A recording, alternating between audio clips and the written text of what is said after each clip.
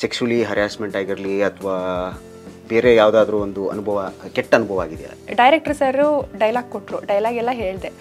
ಬೆಳಗ್ಗಿಂದ ಸಂಜೆ ತನಕ ಕಾಯಿಸಿದ್ರು ನನಗೆ. ಒಂದು ಸೀನ್ ಕೊಡಲಿಲ್ಲ ನನಗೆ, ಬೆಳಗ್ಗಿಂದ ಸಂಜೆ ತನಕ ಕಾಯಿಸಿದ್ರು. ಗೊತ್ತಿಲ್ಲ ನನಗೆ ಯಾವ್ದು ಇಷ್ಟ ಇದೆ ಅದು ಬರೋದಿಲ್ಲ, ನನಗೆ ಯಾವ್ದು ಇಷ್ಟ ಇಲ್ವೋ ಆ ರೋಲ್ ಬರುತ್ತೆ. ವಿಲನ್ ಪಾತ್ರ ಸಿಕ್ಕಾಪಟ್ಟೆ ಇಷ್ಟ ಅಲ್ವಾ? ವಿಲನ್ ಪಾತ್ರ ಬಟ್ ಎಲ್ಲರಿಗೂ ಹಣೆ ಬರಹ ಅಂತ ಇರುತ್ತಲ್ಲ, ಯಾವ ಟೈಮಲ್ಲಿ ಏನು ಬರಬೇಕು ಅದೇ ಟೈಮಲ್ಲಿ ಬರೋದು. ಅಲ್ಲಿವರೆಗೂ ಕಾಯೋಣ ಅಂತ ಹೇಳ್ಬಿಟ್ಟು ನಾನು ಕಾಯ್ತಾ ಇದ್ದೀನಿ. ಪೇಷನ್ಸ್ ಇದೆ, ಅವ್ನು ಮಾತ್ರ ಇಲ್ಲಿ ಬಿಟ್ಟು ಹೋಗಲ್ಲ, ನಾನು ಇಲ್ಲೇ ಇರ್ತೀನಿ. ಅದು ಎಷ್ಟು ವರ್ಷ ಆದರೂ ಆಯಿತು, ಕಾಯ್ತೀನಿ. ಪರ್ಟಿಕ್ಯುಲರ್ ಆಗಿ ಯಾರ್ದಾದ್ರೂ ಜೊತೆ ಸ್ಕ್ರೀನ್ ಸ್ಪೇಸ್ ಶೇರ್ ಮಾಡಲೇಬೇಕು ಅಥವಾ ಇವ್ರಿಗೆ ನಾನು ಹೀರೋಯಿನ್ ಆಗಲೇಬೇಕು ಅಂತ ಏನಾದರೂ ಆ ಥರದ್ದು ಏನಾದರೂ ಕನಸು, ಆಸೆ ಏನಾದರೂ ಇದೆಯಾ ನಿಮಗೆ? ಪಕ್ಕ ಇವ್ರ ಜೊತೆ ಅಂತಲೇ ಇಲ್ಲ, ನನಗೆ ಸ್ಟೋರಿ ಚೆನ್ನಾಗಿರಬೇಕು. ಮತ್ತು ನನ್ನ ಅಪೋಸಿಟಾಗಿ ಯಾರು ಕ್ಯಾರೆಕ್ಟರ್ ಮಾಡ್ತಾರೋ ಅವ್ರು ಹೈಟ್ ಆಗಿರ್ಬೇಕು. ಹೈಟ್ ಆಗಿರಬೇಕು, ಹೌದು, ಕರೆಕ್ಟ್. ಸೊ ನಿಮ್ಮ ಪರ್ಟಿಕ್ಯುಲರ್ ಯಾವುದಾದ್ರು ಒಂದು ಡ್ರೀಮ್ ರೋಲ್? 10 ಸಲ ಮೂವಿ ನೋಡಿದ್ದೀನಿ ಅದನ್ನ. ಅದು ನೋಡಿನೇ ಮೇ ಬಿ ನಾನು ವಶೀಕರಣ ಆಗೋಗ್ಬಿಟ್ಟಿದ್ದೀನಿ ಅನ್ಸುತ್ತೆ ಆ ರೋಲಿಗೆ. ಆ ರೋಲ್ ಮಾಡಬೇಕು, ಮಾಡಿದರೆ ಆ ಥರ ರೋಲ್ ಮಾಡಬೇಕು ಅಂತದ್ದು ನನ್ನ ಡ್ರೀಮ್. ಸೊ ಅಂದ್ಕೊಳ್ಳೋರು ಅಂದ್ಕೊಳ್ಳಿ ಅಂತ ಇಗ್ನೋರ್ ಮಾಡಿಕೊಂಡು ನೀವು ಮನೆಯವ್ರನ್ನ ಅಂದರೆ ನೆಂಟರನ್ನೆಲ್ಲ ಇಗ್ನೋರ್ ಮಾಡಿಕೊಂಡು ಬರ್ಬೋದು. ಆದರೆ ಇದು ಸೋಷಿಯಲ್ ಮೀಡಿಯಾನ ಹೆಂಗೆ ಸಂಭಾಳಿಸ್ಕೊತೀರಾ? ಅಂದರೆ ನಿಮಗೆ ಗೊತ್ತು, ಒಂದು ಮಾಡೆಲ್ ಅಂತಂದರೆ ಒಂದು ಫೋಟೋ ಹಾಕಿದ್ರೆ ಅದಕ್ಕೆ ಒಂದು 20 ಕಮೆಂಟು, ಅದರಲ್ಲಿ 20ರಲ್ಲಿ ಆಲ್ಮೋಸ್ಟ್ 18 ಕಮೆಂಟು ನೆಗೆಟಿವು, ತೀರಾ ಕೆಟ್ಟದಾಗಿ ಕಮೆಂಟ್ ಮಾಡಿರ್ತಾರೆ, ಟ್ರಾಲ್ ಮಾಡ್ತಾರೆ ಒಂದೊಂದ್ಸಲ. ಸೊ ನಿಮಗೆ ಟ್ರಾಲ್ ಮಾಡಿದ್ದಿದೆಯಾ ಅಥವಾ ನಿಮಗೆ ಯಾವತ್ತಾದರೂ ಯಾವ್ದಾದ್ರು ಕಮೆಂಟಿಂದ ತುಂಬ ಹರ್ಟ್ ಆಗಿದ್ದು ಇದೆಯಾ, ಹೆಂಗೆ ಅಂತ? ಸ್ಟಾರ್ಟಿಂಗ್ ನೋಡಿದಾಗ ಗೊತ್ತಿಲ್ಲ ನನಗೆ ಸೋಷಿಯಲ್ ಮೀಡಿಯಾ ಅದು ಇದು. ಅದು ಇಂಡಸ್ಟ್ರಿಗೆ ಬರೋಕ್ಕಿಂತ ಮುಂಚೆ ಫಸ್ಟ್ ಏನು ಅಪ್ಲೋಡ್ ಮಾಡಿದೆ, ಸ್ವಲ್ಪ ಗ್ಲಾಮರ್ ಡ್ರೆಸ್ಸಲ್ಲಿ ಸ್ವಲ್ಪ ಡಿಫ್ರೆಂಟ್ ಲುಕ್ಕಲ್ಲೆಲ್ಲ ಅಪ್ಲೋಡ್ ಮಾಡಿದಾಗ ನಾರ್ಮಲ್ ಮೆಸೇಜ್ಗಳೆಲ್ಲ ಬಂತು. ಅವಾಗೆಲ್ಲ ಚೆಕ್ ಮಾಡ್ತಾ ಇದ್ದೆ ಜಾಸ್ತಿ, ಇವಾಗೆಲ್ಲ ಚೆಕ್ ಮಾಡೋದೇ ಬಿಟ್ಬಿಟ್ಟಿದ್ದೀನಿ.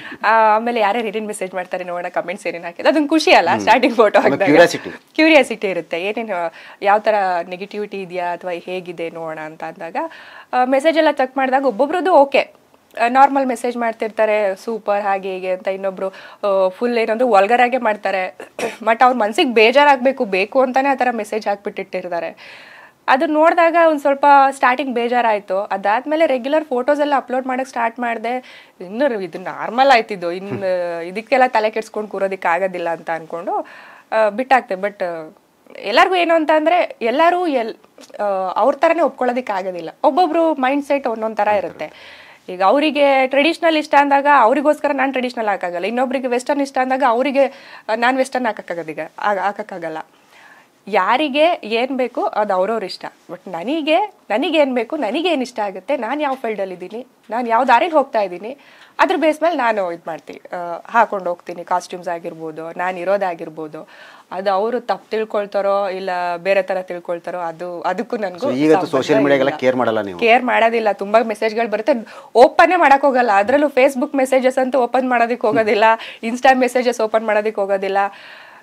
ಮತ್ತು ನಾರ್ಮಲ್ ಕಮೆಂಟ್ಸ್ ಅದು ಇದು ಅಂತ ತಲೆನೇ ಕೆಡ್ಸ್ಕೊಳಕ್ಕೆ ಹೋಗಲ್ಲ. ಹೇಳ್ಕೊತಾನ ಓಕೆ ಹಂಗೆ ಚೆನ್ನಾಗಿದೆ ಅಂತಾನೆ ಅರ್ಥ. ಅವ್ರು ನನ್ನ ಬಗ್ಗೆ ನೆಗೆಟಿವ್ ಆಗಿ ಹೇಳ್ತಾ ಇದ್ದಾನೆ, ಇಷ್ಟ ಆಗಿದೆ, ಆದರೂ ಏನೋ ಒಂಥರ ಅವರು ಸ್ವಲ್ಪ ಹೈಲೈಟ್ ಆಗಬೇಕಲ್ವ, ಮತ್ತೆ ನಾವು ಅವ್ರಿಗೆ ರಿಪ್ಲೈ ಮಾಡಬೇಕಲ್ವ. ಹಂಗಾಗಿ ಅವ್ರು ನೆಗೆಟಿವ್ ಆಗಿ ಬೇಕು ಅಂತಾನೆ ಮೆಸೇಜ್ ಹಾಕ್ತಾರೆ ಅಂತ ನನ್ನ ಮೈಂಡ್ ಸೆಟ್. ಯಾರು ಏನೇ ಅನ್ಕೊಳ್ಳಿ, ತಲೆ ಕೆಡ್ಸ್ಕೊಳಕ್ಕೆ ಹೋಗ್ಬಿಡಿ, ನಿಮ್ಗೆ ಹೇಗೆ ಬೇಕು ಹಾಗಿರಿ ಅಷ್ಟೇ. ಇವ್ರು ಅಂತಾರೆ ಅಂತ ಹೇಳ್ಬಿಟ್ಟು ನಿಮ್ಮನ್ನು ನೀವು ಯಾರಿಗೋಸ್ಕರನೂ ಬಿಟ್ಕೊಡಕ್ಕೆ ಹೋಗ್ಬಿಡಿ. ಸೊ ಈ ಮಾಡಲಿಂಗ್ ಕೆರಿಯರಲ್ಲಿ ನಿಮಗೆ ಎದುರಾಗಿರುವಂತಹ ಬಿಗ್ಗೆಸ್ಟ್ ಚಾಲೆಂಜ್ ಏನು ಇಲ್ಲಿವರೆಗೆ? ಮಾಡಲಿಂಗಲ್ಲಿ ಎದುರಾಗಿರುವಂಥ ಬಿಗ್ಗೆಸ್ಟ್ ಚಾಲೆಂಜು ಅನ್ನೋದಕ್ಕಿಂತನೂ ಮಾಡಲಿಂಗಲ್ಲಿ ನಾನು ಇಷ್ಟೊಂದು ಹೆಸರು ಮಾಡಿದ್ದೀನಿ. ಒಬ್ರ ಕಡೆಯಿಂದ ಏನೂ ರಿಸ್ಕ್ ಇಲ್ದಾಗೆ, ಯಾವುದೇ ರೀತಿ ಏನೂ ತೊಂದರೆ ಇಲ್ದಾಗೆ ಇಷ್ಟೊಂದು ದೊಡ್ಡ ಅಚೀವ್ ಮಾಡಿದ್ದೀನಿ, ಇಷ್ಟೊಂದು ದೊಡ್ಡ ಹೆಸರು ಮಾಡಿದ್ದೀನಿ. ಬಟ್ ಏನೂ ಗೊತ್ತಾಗಿಲ್ಲ ನನಗೆ. ಇದರಲ್ಲಿ ಮಾಡಲಿಂಗಲ್ಲಿ ಬಂದಿದ್ದೆ ನನಗೆ ಗೊತ್ತಾಗಿಲ್ಲ. ಇದರಲ್ಲಿ ಹಿಂಗಿರ್ಬೇಕಾದ್ರೆ ನಾನು ಏನಂತ ಹೇಳೋದು, ಏನಾದರೂ ಸ್ಟ್ರಗ್ಲಿಂಗ್ ಮಾಡ್ತಾ ಇದ್ದೀನಿ ಅಂದ್ರೆ ಅದೊಂಥರ ಸ್ಟಾರ್ಟಿಂಗ್ ಸ್ಟ್ರಗ್ಲಿಂಗ್ ಆಯಿತು. ಫ್ಯಾಕ್ಟ್ ಆಫ್ಟರ್ ಯಾವಾಗ 6 years ಆಯಿತು ಮಾಡಲಿಂಗ್ ಇಂಡಸ್ಟ್ರಿನಲ್ಲಿ. ಆವತ್ತಿಂದ ಇವತ್ತಿನವರೆಗೂ 6 years ಜರ್ನಿ ನಂದು ಮಾಡಲಿಂಗ್ ಇಂಡಸ್ಟ್ರಿನಲ್ಲಿ. ಮಾಡಲಿಂಗ್ ಇಂಡಸ್ಟ್ರಿ ಏನೂ ಇಲ್ಲ, ಬಟ್ ಏನು ಅಂತಾರೆ ನನಗೆ ಮೂವಿನಲ್ಲಿ ಸ್ವಲ್ಪ ಇನ್ನೂ ಬೆಳಿಬೇಕು. ಓಕೆ, ಸೊ ಅದೇ ಒಂದಿಗೆ ಸದ್ಯಕ್ಕೆ ದೊಡ್ಡ ಕನಸು, ದೊಡ್ಡ ಡ್ರೀಮ್. ಬಟ್ ಯಾವಾಗಲೂ ನಮ್ಮ ಸರ್ ಸಪೋರ್ಟಿವ್ ಆಗಿರ್ತಾರೆ ಮಾಡಲಿಂಗಲ್ಲಿ. ಸೊ ಹಂಗಾಗಿ ನನಗೆ ಏನು ಏನು ಹೇಳೋದಕ್ಕೆ ಆಗೋದಿಲ್ಲ ಅದ್ರ ಬಗ್ಗೆ ಮಾಡ್ಲಿಂಗಲ್ಲಿ. ಸೊ ಹಾಗಾಗಿ ಸೊ ಮಾಡ್ಲಿಂಗಲ್ಲಿ ಈಗ ನವೀನ್ ಕುಮಾರ್ ಅವರು ನಿಮ್ಮ ಗಾಡ್ ಫಾದರ್ ಅಂತ ಅನ್ಬೋದು. ಸೊ ಸಿನಿಮಾದಲ್ಲಿಯೂ ಕೂಡ ಗಾಡ್ ಫಾದರ್ ಅವಶ್ಯಕತೆ ಇದೆ ಅಂತ ಅನ್ಸುತ್ತಾ ನಿಮಗೆ? ಗಾಡ್ ಫಾದರ್ ಇದ್ರೆ ಅಷ್ಟೇನೆ ಇಲ್ಲಿ ಪುಷ್ ಸಿಗುತ್ತೆ, ಬೆಳಿಬೋದು ಅಂತ? ಗಾಡ್ ಫಾದರ್ ಅನ್ನೋದಕ್ಕಿಂತ ಮನೆಯಲ್ಲಿ ಸಪೋರ್ಟಿವ್ ಬೇಕು. ಮನೆಯಲ್ಲಿ ಸಪೋರ್ಟ್ ಮಾಡ್ದೇನೆ ಇನ್ನು ಮನೆಯವ್ರು ಯಾವ ತರ ಸಪೋರ್ಟಿವ್ ಮಾಡ್ತಾರೆ ಅದೇ ತರ ನಾವು ಯಾವುದೇ ಇಂಡಸ್ಟ್ರಿನಲ್ಲಾಗ್ಲಿ ಸ್ವಲ್ಪ ಮುನ್ನೋಗೋದಕ್ಕೆ ಬೇಗ ಹೋಗೋದಕ್ಕೆ ಬೇಗ ಇರುತ್ತೆ. ಇಲ್ಲ ಅಂತಂದ್ರೆ ಅವಾಗ ಮನೆಯಲ್ಲಿ ಕಿರಿಕಿರಿ ಮಾಡ್ತಿರ್ತಾರೆ, ಏನಾದ್ರೂ ಉಪದ್ರ ಮಾಡ್ತಿರ್ತಾರೆ, ಮತ್ತೆ ಕಷ್ಟ ನಾವು ಈ ಕಡೆನೂ ಕಾನ್ಸಂಟ್ರೇಟ್ ಮಾಡೋಕ್ಕಾಗಲ್ಲ. ಬಟ್ ಮಾಡ್ಲಿಂಗಲ್ಲಿ ಅದೇ ಮನೆಯಲ್ಲಿ ಅದ್ರ ಬಗ್ಗೆ ಗೊತ್ತಿಲ್ಲ, ಏನಿಲ್ಲ, ಹೇಗೋ ಬಂದೆ, ಇವ್ರು ಸಪೋರ್ಟ್ ಮಾಡಿದ್ರು. ಬಟ್ ಮೂವಿನಲ್ಲೂ ಕೆಲವೊಂದು ಟೈಮಲ್ಲಿ ನಮ್ಮ ನವೀನ್ ಕುಮಾರ್ ಸರ್ ಸಪೋರ್ಟ್ ಮಾಡ್ತಾರೆ, ಸಪೋರ್ಟಿವ್ ಆಗಿದ್ದಾರೆ. ಬಟ್ ಅವರು ಅವ್ರುಗಳಿಗೂ ಕೂಡ ಮೂವೀಸ್ ಅದು ಇದು ಆಫರ್ ಬರ್ತಾ ಇರುತ್ತೆ. ಆ ಟೈಮಲ್ಲೂ ನನ್ನನ್ನು ಪುಷ್ ಮಾಡೋದಕ್ಕೆ ಟ್ರೈ ಮಾಡ್ತಾರೆ. ಬಟ್ ಎಲ್ಲರಿಗೂ ಹಣೆ ಬರಹ ಅಂತ ಇರುತ್ತಲ್ಲ, ಯಾವ ಟೈಮಲ್ಲಿ ಏನು ಬರಬೇಕು ಅದೇ ಟೈಮಲ್ಲಿ ಬರೋದು. ಅಲ್ಲಿವರೆಗೂ ಕಾಯೋಣ ಅಂತ ಹೇಳ್ಬಿಟ್ಟು ನಾನು ಕಾಯ್ತಾ ಇದ್ದೀನಿ. ಪೇಷನ್ಸ್ ಇದೆ, ಅವ್ನು ಮಾತ್ರ ಇಲ್ಲಿ ಬಿಟ್ಟು ಹೋಗಲ್ಲ, ನಾನು ಇಲ್ಲೇ ಇರ್ತೀನಿ. ಅದು ಎಷ್ಟು ವರ್ಷ ಆದ್ರೂ ಆಯ್ತು, ಕಾಯ್ತೀನಿ. ಸೊ ಟ್ಯಾಲೆಂಟ್ ಜೊತೆ ಲಕ್ ಬೇಕು ಅಂತ.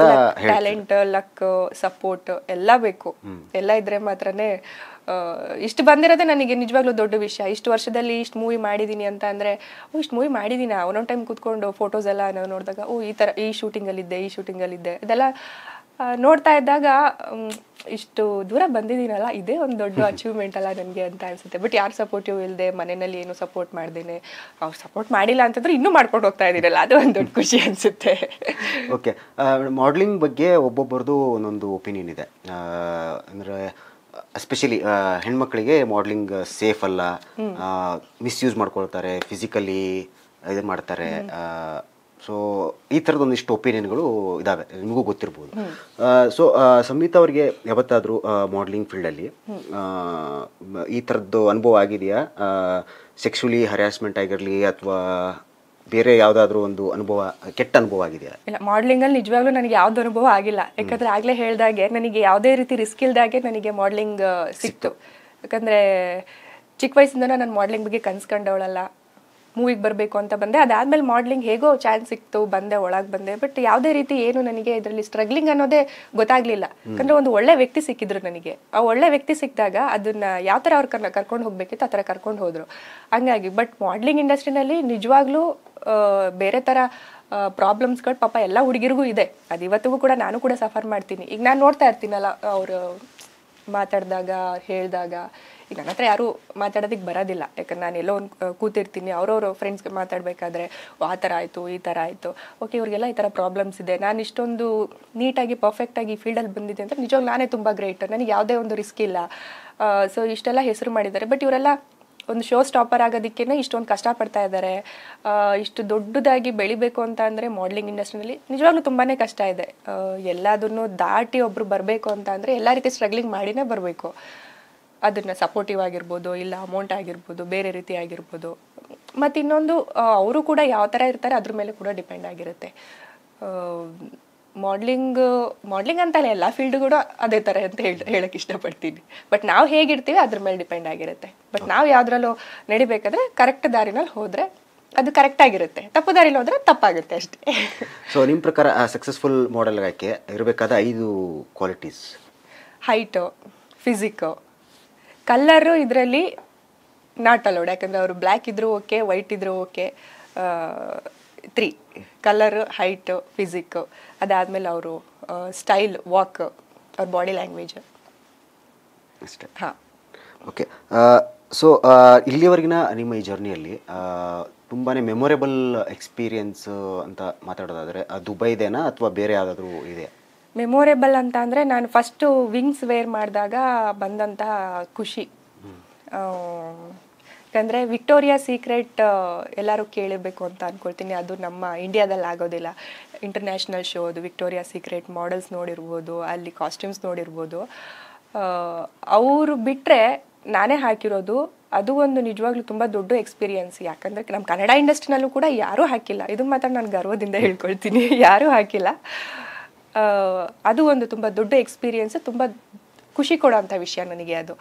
ಮತ್ತು ಮೂವಿ ಅಂತ ಬಂದರೆ ಮೂವಿನಲ್ಲಿ ನನಗೆ ಚಾನ್ಸ್ ಸಿಗುತ್ತೋ ಇಲ್ವೋ ಅಂತ ಯೋಚನೆ ಮಾಡ್ಕೊಂಡು ಕೂತ್ಕೊಂಡಾಗ ಸಡನ್ನಾಗಿ ಯಾವುದೋ ಒಂದು ಮೂವಿ ನನಗೆ ಚಾನ್ಸ್ ಸಿಕ್ಕಿ ಹೀರೋಯಿನ್ ಆಗಿ ಫಸ್ಟ್ ಟೈಮ್ ಥಿಯೇಟ್ರಲ್ಲಿ ನಾನು ಹೀರೋಯಿನ್ ಥರ ನೋಡಿದಾಗ ನನಗಾದಂಥ ಅನುಭವ ಅದು ತುಂಬ ಇನ್ನೂ ಸ್ಪೆಷಲ್ ಅಂತಲೇ ಹೇಳ್ಬೋದು. ಮೂವಿನಲ್ಲಿ ಅದೊಂಥರ ಖುಷಿ, ಮಾಡ್ಲಿಂಗ್ ಅಂತ ಬಂದಾಗ ಇದೊಂಥರ ಖುಷಿ. ಮತ್ತು ಇನ್ನೊಂದು, ಮಾಡ್ಲಿಂಗಲ್ಲಿ ಇಷ್ಟು ಹೆಸರು ಮಾಡಿದ್ದೀನಿ, ಸೂಪರ್ ಮಾಡೆಲ್ ಅಂತ ಹೆಸರು ಬಂದಿದೆ, ಇಷ್ಟು ಶೋಸ್ ವಾಕ್ ಮಾಡಿದ್ದೀನಿ, ಮೂವಿನಲ್ಲಿ ಇಷ್ಟು ಮೂವೀಸ್ ಮಾಡಿದ್ದೀನಿ.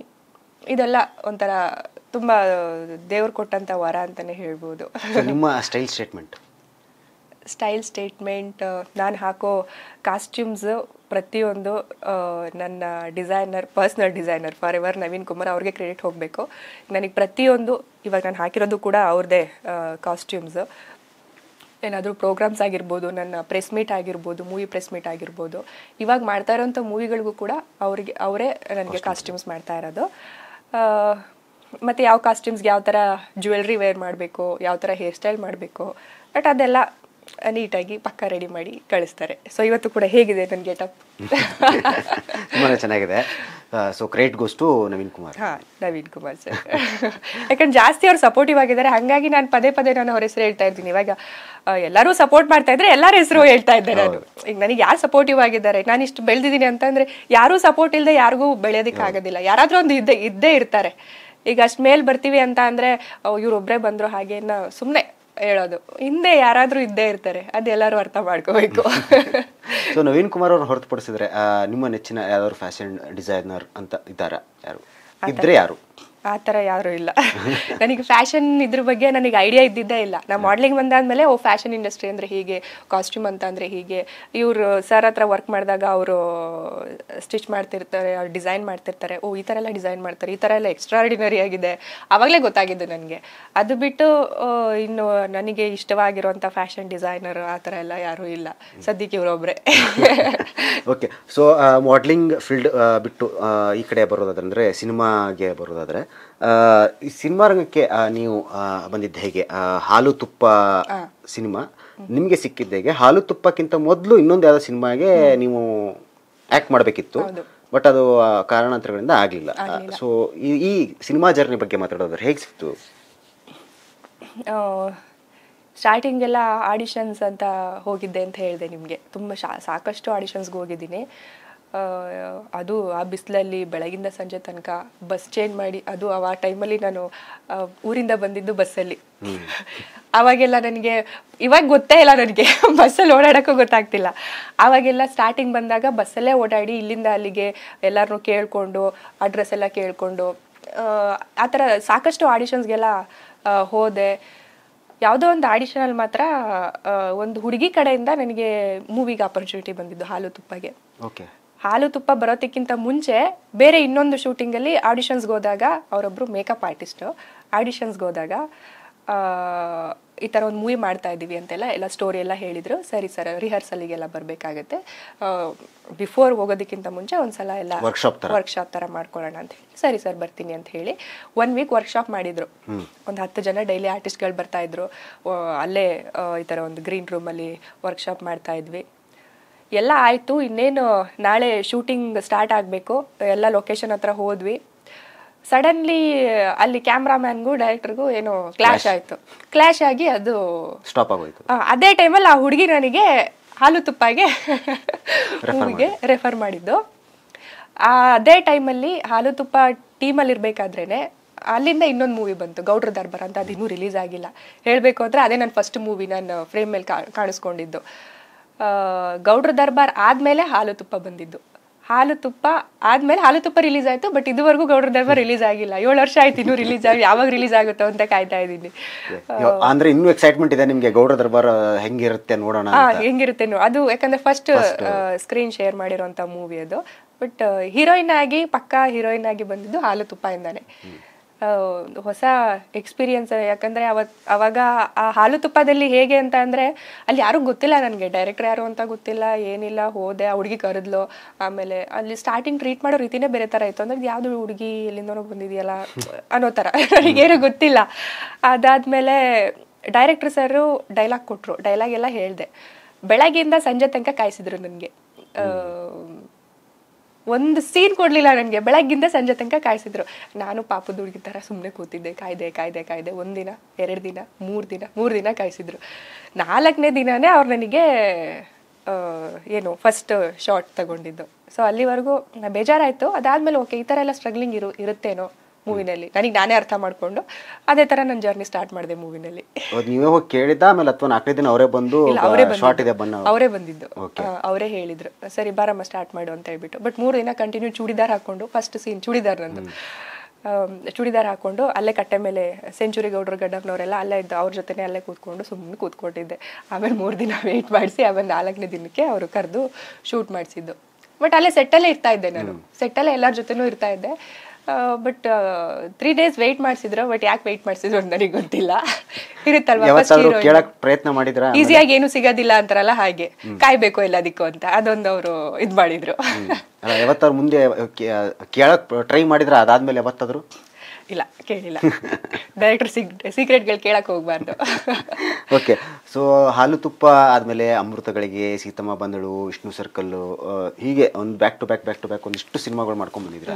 ಸೊ ಈ ಸಿನಿಮಾಗಳ ಎಕ್ಸ್ಪೀರಿಯನ್ಸ್ ಹೇಗಿತ್ತು, ಅದ್ರ ಬಗ್ಗೆ ಮಾತಾಡೋದಾದ್ರೆ?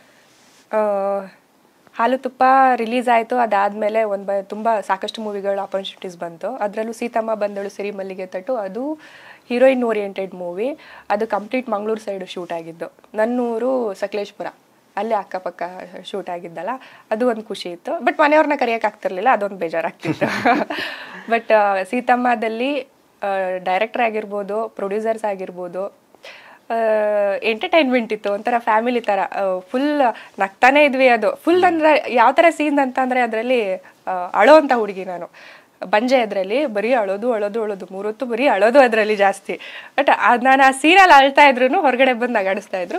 ಆ ಥರ ಕ್ರೇಜಿ ಆಗಿತ್ತು ಟೋಟಲ್ ಟೀಮ್ ಎಲ್ಲ. ಮತ್ತು ಅದೇ ಡೈರೆಕ್ಟ್ರು ಅಶೋಕ್ ಕೊಡ್ಬ ಅವ್ರ ಜೊತೆ ಇನ್ನೊಂದು ಮೂವಿ ಮಾಡಿದೆ, ಅಮೃತಗಳಿಗೆ ಅಂತ ಹೇಳಿ. ಅದು ಕೂಡ ಒಂಥರ ಎಕ್ಸ್ಪೀರಿಯೆನ್ಸ್, ಅದು ಚೆನ್ನಾಗಿತ್ತು. ಅದಕ್ಕಿಂತ ನನಗೆ ಸೀತಮ್ಮ ಬಂದಳು, ಸಿರಿ ಮಲ್ಲಿಗೆ ತೊಟ್ಟು, ಇದರಲ್ಲಿ ತುಂಬ ಖುಷಿ ಕೊಟ್ಟಿದ್ದು ಡೈರೆಕ್ಟರ್ ಸರ್, ಮತ್ತು ಅಲ್ಲಿ ಅಟ್ಮಾಸ್ಫಿಯರ್ ಜೊತೆಗೆ ಆ ಪಾತ್ರ. ಅದು ಅಮೃತಗಳಿಗೂ ಕೂಡ ಅದೂ ಅಳೋದೆ, ಅದು ಅಳೋಂಥ ಸೀನೆ. ಇದೆರಡು ಮೂವಿನಲ್ಲಿ. ಅದಾದಮೇಲೆ ಯು ಆರ್ ಮೈ ಹೀರೋ ಅಂತ ಒಂದು Telugu movie, PAN India movie, ಅದು ರಿಲೀಸ್ ಆಗಿದೆ. ಅದು ಆಲ್ಮೋಸ್ಟ್ ಹೈದರಾಬಾದ್ ಕಡೆನೇ ಶೂಟ್ ಆಗಿದ್ದು. ನನಗೆ ತೆಲುಗು ಲ್ಯಾಂಗ್ವೇಜ್ ಬರೋದಿಲ್ಲ.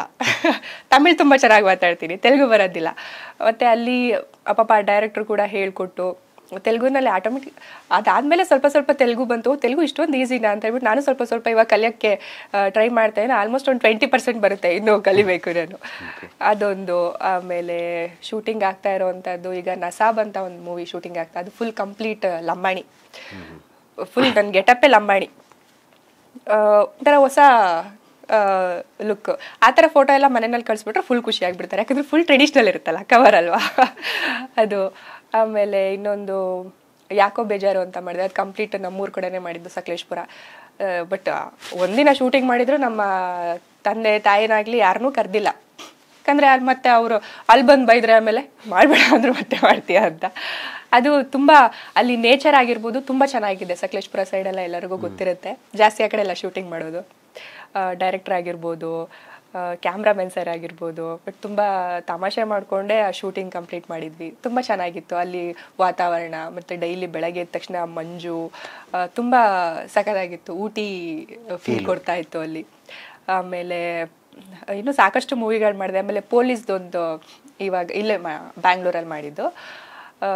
ನನಗೆ ಪೊಲೀಸು ನನಗೆ ಅಷ್ಟು ಇಷ್ಟ ಇಲ್ಲ ಹೇಳ್ಬೇಕು ಅಂದರೆ.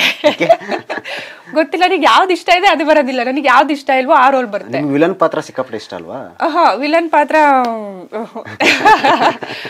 ಲೇಡಿ ಡಾನ್ ಗೆಟಪ್ ಅಲ್ಲಿ ಇಷ್ಟ, ಆ ಥರ ಇಷ್ಟ. ಬಟ್ ಈ ಥರ ಪೊಲೀಸ್ ರೋಲ್, ಈ ಥರ ಫುಲ್ ಸ್ಟ್ರಿಕ್ಟ್ ಆಗಿರುವಂಥದ್ದು, ನನ್ನ ಕ್ಯಾರೆಕ್ಟರ್ ಸ್ಟ್ರಿಕ್ಟ್ ಇಲ್ಲ, ನಾನೊಂಥರ ಚೈಲ್ಡಿಶ್ ಥರ. ಅದಕ್ಕೂ ಇದಕ್ಕೂ ಟೋಟಲಿ ಆಪೋಸಿಟ್. ಬಟ್ 1-2 ಮೂವಿ ಪೊಲೀಸಲ್ಲಿ ಮಾಡಿಸಿದ್ರು ಕಂಪ್ಲೀಟ್. ಅದರಲ್ಲಿ ಫುಲ್ ಸ್ಟ್ರಿಕ್ಟ್, ಅವರಿಗೆ ಹೊಡೆಯೋದು, ಇವರಿಗೆ ಎದುರಿಸೋದು, ಆ ಥರ ರೋಲು. ಬಟ್ ಎಲ್ಲ ಏನು ಅಂತಂದರೆ ನಾನು ಪೊಲೀಸ್ ಗೆಟಪ್ಪಿಗೆ ಸೆಟ್ ಆಗ್ತೀನಿ ಅಂತ. ಓಕೆ, ನನಗಿಷ್ಟ ಇಲ್ಲ ಅಂದರೆ ಇನ್ನೇನು ಮಾಡೋದು, ಸರಿ ಒಪ್ಕೊಳ್ಳೋದು. ಅದು ಒಂಥರ ಎಕ್ಸ್ಪೀರಿಯನ್ಸ್. ಇವಾಗೆಲ್ಲ ಜಾಸ್ತಿ ಬೇರೆ ಬೇರೆ ಥರ ವೆರೈಟಿ ರೋಲ್ಸ್ ಸಿಗ್ತಾ ಇದೆ. ಪೊಲೀಸ್ ಮತ್ತು ಲಂಬಾಣಿ ಕಾಸ್ಟ್ಯೂಮ್ಸ್, ಹಳ್ಳಿ ಹುಡುಗಿ, ಆಮೇಲೆ ಲಾಯರ್, ಡಾಕ್ಟರ್, ಈ ಥರ ಒಂದೊಂದು ಇವಾಗೆಲ್ಲ ಮೂವೀಸ್ ಹೋಗ್ತಾ ಇದೆ. ಇನ್ನೊಂದು 4-5 ಮೂವಿ ರಿಲೀಸಿಗೆ ರೆಡಿ ಇದೆ. ಅದು ನೆಕ್ಸ್ಟ್ ಇಯರ್ ರಿಲೀಸ್ ಆಗ್ಬೋದು, ವೇಟಿಂಗಲ್ಲಿ ಇದ್ದೀನಿ. ಸೊ ಎಲ್ಲೋ ಒಂದು ಕಡೆ ಒಂದು ಶಾರ್ಟ್ ಪೀರಿಯಡಲ್ಲಿ ಒಂದು 10-15 ಸಿನಿಮಾ ಮಾಡಿದ್ದೀರಾ ನೀವು.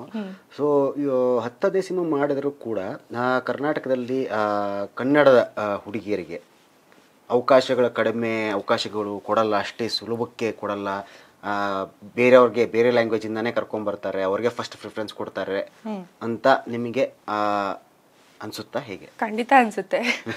ಯಾಕಂದ್ರೆ ನಾನು ಇಷ್ಟು ವರ್ಷದಿಂದ ಸ್ಟ್ರಗ್ಲಿಂಗ್ ಮಾಡ್ತಾ ಇದ್ದೀನಿ. ನಾನು ತುಂಬ ಮೂವಿ ನೋಡಿರ್ತೀನಲ್ಲ, ಇವರಲ್ಲಿ ಏನಿದೆ, ಈಗ ನಾವು ಅದೇ ಥರ ತಾನೇ ಇರೋದು. ಇವರು ಹೊರಗಡೆಯಿಂದ ಯಾಕೆ ಕರ್ಕೊಬಂದು ಇದು ಮಾಡ್ತಾರೆ? ನಾವು ಕನ್ನಡದವ್ರು ತಾನೆ, ಕನ್ನಡದಲ್ಲಿ ಇಷ್ಟು ಜನ ಹುಡುಗಿರಿದ್ದಾರೆ, ಇಷ್ಟು ಜನ ಟ್ಯಾಲೆಂಟ್ಸ್ ಇದ್ದಾರೆ, ಇವ್ರಿಗೆ ಯಾಕೆ ಚಾನ್ಸ್ ಕೊಡಲ್ಲ? ಕನ್ನಡದ ಹುಡುಗಿರಲ್ಲಿ ಏನು ಕೊರತೆ ಆಗಿದೆ? ಬಟ್ ಕನ್ನಡದ ಹುಡುಗಿರು ಎಲ್ಲೋ ಸ್ವಲ್ಪ ಜನ ಮಾತ್ರ ಕ್ಲಿಕ್ ಆಗೋದು. ಬಟ್ ಆಲ್ಮೋಸ್ಟ್ ಒಂದು 80% ನೋಡಿದ್ರೆ ಹೊರಗಡೆಯಿಂದ ಕರ್ಕೊಬಂದಿರೋರೇ ಜಾಸ್ತಿ. ಬಟ್ ಅವ್ರು ಏನು ಅಂತ ಅಂದರೆ, ಬರ್ತಾರೆ, 1 ಮೂವಿ 2 ಮೂವಿ ಮಾಡ್ತಾರೆ, ಆಮೇಲೆ ಮತ್ತೆ ಅವರು ಕಣ್ಮರೆಯಾಗಿ ಹೋಗ್ತಾರೆ, ಇರೋದಿಲ್ಲ. ಬಟ್ ಯಾರು ಇಂಡಸ್ಟ್ರಿನಲ್ಲಿ ಇರಬೇಕು ಅಂತ ಆಸೆ ಪಟ್ಟಿರ್ತಾರೋ ಅವರಿಗೆ ಚಾನ್ಸ್ಗಳು ಸಿಗಲ್ಲ, ಸಿಗ್ತಾ ಇಲ್ಲ. ಅದು ಪಕ್ಕ. ಅದು ಯಾವಾಗ ಅರ್ಥ ಆಗುತ್ತೋ ಗೊತ್ತಿಲ್ಲ. ಈ ಥರ ಹೇಳ್ತೀನಿ ಅಂತ ಕೋಪ ಬರ್ಬೋದು ಎಲ್ಲರಿಗೂ, ಯಾಕಂದ್ರೆ ಇರೋ ಫ್ಯಾಕ್ಟ್ ಹೇಳ್ತಾ ಇದ್ದೀನಿ. ಯಾಕಂದರೆ ಆವಾಗಲಿಂದ ನೋಡ್ಕೊಂಬದ್ದು ತುಂಬ ಮೂವಿ ಎಲ್ಲ ನೋಡಿದಾಗ, ಇದು ಈ ಹುಡುಗಿ ಕನ್ನಡ ಹುಡುಗಿ ಅಲ್ವಲ್ಲ, ಬೇರೆ ಹುಡುಗಿ, ಓಕೆ ಅವ್ರಿಗೆ ಆ್ಯಕ್ಟಿಂಗು ಕೂಡ ಬರ್ತಾ ಇಲ್ಲ, ಹೇಗೆ ತಗೊಳ್ತಿದ್ದಾರೆ ಇವ್ರಿಗೆ ಏನು ರೀಸನ್ನು? ಇದುವರೆಗೂ ನನಗೆ ಗೊತ್ತಾಗಿಲ್ಲ ಅದು ಏನು ರೀಸನ್ ಅಂತ. ಅದು ನೀವೇ ಹೇಳಬೇಕು ಏನು ಅಂತ ಹೇಳಿ. ಸೊ ಪರ್ಟಿಕ್ಯುಲರ್ ಆಗಿ ಯಾರ್ದಾದ್ರೂ ಜೊತೆ ಸ್ಕ್ರೀನ್ ಸ್ಪೇಸ್ ಶೇರ್ ಮಾಡಲೇಬೇಕು, ಅಥವಾ ಇವ್ರಿಗೆ ನಾನು ಹೀರೋಯಿನ್ ಆಗಲೇಬೇಕು ಅಂತ ಏನಾದರೂ ಆ ಥರದ್ದು ಏನಾದರೂ ಕನಸು, ಆಸೆ ಏನಾದರೂ ಇದೆಯಾ ನಿಮಗೆ? ಪಕ್ಕ ಇವ್ರ ಜೊತೆ ಅಂತಲೇ ಇಲ್ಲ, ನನಗೆ ಸ್ಟೋರಿ ಚೆನ್ನಾಗಿರಬೇಕು. ಮತ್ತು ನನ್ನ ಅಪೋಸಿಟಾಗಿ ಯಾರು ಕ್ಯಾರೆಕ್ಟರ್ ಮಾಡ್ತಾರೋ ಅವ್ರು ಹೈಟ್ ಆಗಿರ್ಬೇಕು. ಹೈಟ್ ಆಗಿರಬೇಕು, ಹೌದು, ಕರೆಕ್ಟ್. ಬಟ್ ಇನ್ನೊಂದು ಹೈಟ್ ಬೇರೆ ಇದು ಡಿಸ್ಅಡ್ವಾಂಟೇಜು.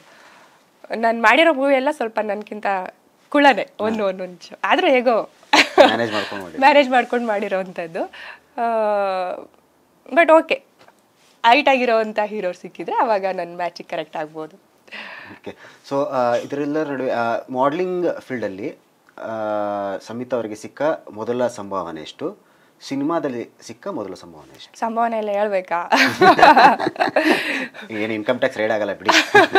ಇಲ್ಲ, ಸಂಭಾವನೆ ಅನ್ನೋದಕ್ಕಿಂತ ಸ್ಟಾರ್ಟಿಂಗು ಎಲ್ರಿಗೂ ಯಾರಿಗೂ ಬಲ್ಕ್ ಆಗಂತೂ ಅಮೌಂಟ್ ಕೊಡೋಕೆ ಹೋಗೋದಿಲ್ಲ, ಅಲ್ಪ ಸ್ವಲ್ಪ ಕೊಡ್ತಾರೆ. ಅದಾದ್ಮೇಲೆ ಇವಾಗ ಸ್ವಲ್ಪ ಜಾಸ್ತಿ ತಗೋತಾ ಇದ್ದೀನಿ, ಅದೆಲ್ಲ ಸೀಕ್ರೆಟ್ ಹೇಳಬಾರ್ದು. ಓಕೆ. ಸೊ ನಿಮ್ಮ ಪರ್ಟಿಕ್ಯುಲರ್ ಯಾವುದಾದ್ರು ಒಂದು ಡ್ರೀಮ್ ರೋಲ್ ಅಂತ ಇದ್ರೆ? ಪದ್ಮಾವತಿ ಮೂವಿ ನೋಡಿರ್ಬೇಕಲ್ಲ, ದೀಪಿಕಾ ಪಡುಕೋಣೆ, ಆ ಥರ ಒಂದು ರೋಲ್ ಮಾಡಬೇಕು ಅಂತ ಭಾಳ ಕನಸಿದೆ. ಅದು ಯಾವಾಗ ನೆರವೇರುತ್ತೋ ಗೊತ್ತಿಲ್ಲ. ಅದೊಂದು ಭಾಳ ಆಸೆ. ನೋಡಿರ್ಬೇಕು ಪದ್ಮಾವತಿ, ರಿಯಲ್ ಸ್ಟೋರಿ. ಅದು ಒಂದು 10 ಸಲ ಮೂವಿ ನೋಡಿದ್ದೀನಿ ಅದನ್ನ. ಅದು ನೋಡಿನೇ ಮೇ ಬಿ ನಾನು ವಶೀಕರಣ ಆಗೋಗ್ಬಿಟ್ಟಿದ್ದೀನಿ ಅನ್ಸುತ್ತೆ ಆ ರೋಲಿಗೆ. ಆ ರೋಲ್ ಮಾಡಿದ್ರೆ ಆ ಥರ ರೋಲ್ ಮಾಡಬೇಕು ಅಂತದ್ದು ನನ್ನ ಡ್ರೀಮ್. ಓಕೆ. ಸೊ ಸಂಹಿತಾ ಅವರ ಮುಂದಿನ ಪ್ಲ್ಯಾನ್ಸ್ ಏನು, ಯೋಚನೆ ಏನು? ಏನಾದರೂ ಒಂದು ಗುರಿ ಅಂತ ಇಟ್ಕೊಂಡಿದ್ರೆ, ಈ ಟೈಮಲ್ಲಿ ಇಲ್ಲಿ ಹೋಗಿ ರೀಚ್ ಆಗಬೇಕು ಅಂತ ಏನಾದರೂ ಒಂದು ರೋಡ್ ಮ್ಯಾಪ್ ಇದೆಯಾ, ಹೇಗೆ ಅಂತ? ಖಂಡಿತ ಇದೆ. ಇಷ್ಟು ವರ್ಷ ಸ್ಟ್ರಗ್ಲಿಂಗ್ ಮಾಡ್ತಾ ಇರೋದೇ ಮೂವಿನಲ್ಲಿ ದೊಡ್ಡ ಮಟ್ಟಕ್ಕೆ ರೀಚ್ ಆಗಬೇಕು ಅಂತ. ಅದು ಹೇಗೆ ಏನು ಅದು ನನಗೂ ಗೊತ್ತಿಲ್ಲ. ಮಾಡ್ಲಿಂಗಲ್ಲೂ ಕೂಡ ಇನ್ನೂ ಬೆಳಿಬೇಕು ಅನ್ನೋದು ಆಸೆ ಇದೆ ನನಗೆ. ಮಾಡ್ಲಿಂಗಲ್ಲೂ ಇನ್ನೂ ಎತ್ತರಕ್ಕೆ ಬೆಳಿಬೇಕು. ಅದೇ ಥರ ಮೂವಿನಲ್ಲೂ ಕೂಡ ಕೇಳ್ಕೊಳ್ಳೋದು, ಒಳ್ಳೆ ರೋಲು, ಒಳ್ಳೆ ಹೀರೋಯಿನ್ ಆಗಿ ದೊಡ್ಡ ಸ್ಟಾರ್ ಜೊತೆ.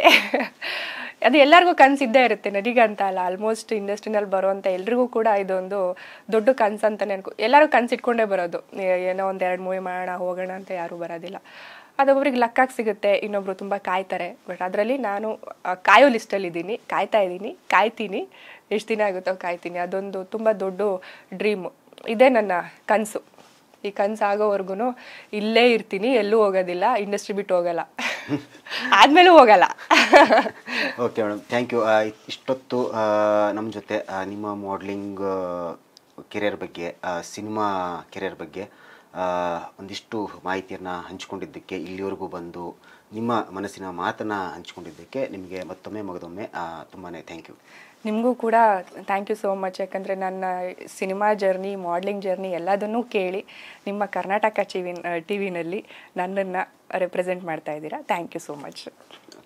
ಓಕೆ. ಸೊ ಮಾಡಲಿಂಗ್ ಕ್ಷೇತ್ರದಲ್ಲಿ ಒಂದು ಹಂತಕ್ಕೆ ಬೆಳೆದಿರುವ ಸಂಹಿತಾ ವಿನ್ಯ ಅವರಿಗೆ ಮುಂದೆ ಇನ್ನಷ್ಟು ಬೆಳೆಯುವ ಹಂಬಲ, ಜೊತೆಗೆ ಚಿತ್ರರಂಗದಲ್ಲಿಯೂ ಕೂಡ ಒಂದು ಭದ್ರವಾದ ನೆಲೆ ಊರಬೇಕೆನ್ನುವ ಕೂಡ ಒಂದು ಹಂಬಲ ಇದೆ. ಆ ಹಂಬಲದ ಜೊತೆಯಲ್ಲಿ ಸಂಹಿತಾ ವಿನ್ಯ ನಿರಂತರವಾದ ಪ್ರಯತ್ನಗಳನ್ನು ಮಾಡ್ತಾನೆ ಇದ್ದಾರೆ.